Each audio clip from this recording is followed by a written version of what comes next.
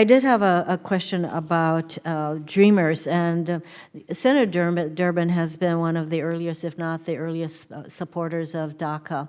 And I did want to ask probably Mr. Sanchez, looking at your district in San Bernardino, where your school is located, there are some 17,000 students immediately eligible for DACA.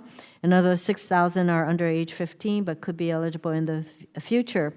So the DACA students who are attending college, though, they do not have access to federal student aid. What kind of experiences do the DACA students have in your schools, and what their goals are for the future? Could you share some of that? Sure. One of my good buddies actually is a DACA recipient, and he has to work 2 to 3 jobs in order to go through school. He's going to the University of Riverside, California. And he has to weigh what he wants to do. It's either go to school or help his family, or pay for his DACA, because he has to renew it every 2 years. So it gets expensive for him. So that's why he's working so many jobs.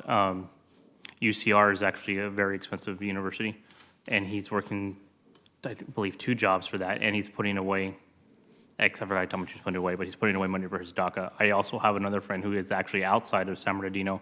He lives up in Sacramento, and he dropped out of school altogether because he couldn't afford to pay for his tuition anymore, since he is not eligible for financial aid. He again wants to be a school teacher, but he just can't. And he was a part of my executive board on the Student California Teachers Association, and he resigned from his post as he was the ethnic minority rep for the North to represent the ethnic minorities. I think these stories are very important to bring up. Mr. Chopra, I think you also have some experiences with immigrant children in your Yeah, Senator, I actually had the chance to meet so many undocumented students who were in college, and one of the most troubling things is they'll do anything to pay for college, including borrowing through their friends and families' credit cards, through getting exotic loan products, and this is just going to make it even tougher for them later on. And you know, the really ironic part is that offering certain federal loans to these borrowers is actually profitable to the government. And so we need to think about whether it's better to have these students, you know, taking out exotic loans or having safer products that will actually help them be part of a growing economy.